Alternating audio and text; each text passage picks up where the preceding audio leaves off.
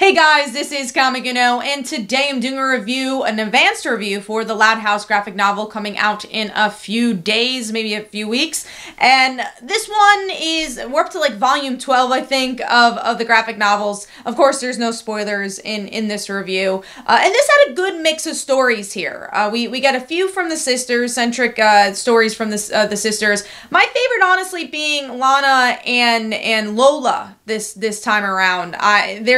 There's a story where we get to see Lola has to take care of Lana's animals, and it's just always fun to see how different they are, but they really try to meet in the middle. Even though they're different, they never combat each other because of their differences. They always get along in some way. So I really enjoyed that story. And also another pleasure from this volume is that this actually has a good mix of Casagrandes stories as well. I do believe the next volume is actually going to be fully Casagrandes, so if you like the show, we're going to get even more stories. But what I really enjoyed was the crossover aspect here. So we get to see two stories with crossovers in some way. So one of the stories is Lincoln is trying to learn how to skateboard for the sake of Ronnie Ann. So I really enjoyed that. We get to see Lincoln approach Ronnie Ann's friends without her, and I just think it's interesting to see him create a friendship outside of Ronnie Ann within her city, so I thought that was really cool. And then the other story, which is another fun one, is that we actually physically get to see them together,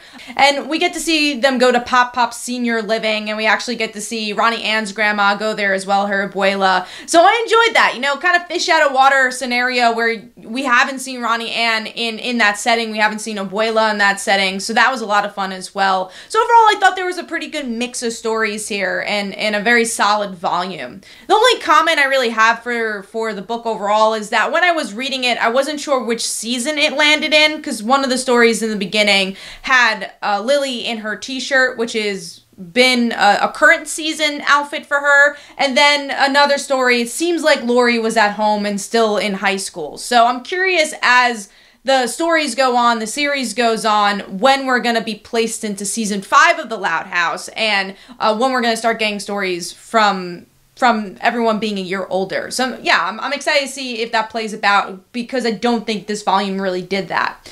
But let me know in the comments below, are you excited for this graphic novel? And definitely go follow my Twitter and Facebook. Go check out my comics like Father Like Daughter and They Call Her a Dancer. And every Tuesday at 10 p.m. Eastern Time is Comic Book Weekly, where we discuss our favorite comics and comic book news. Thanks guys, bye.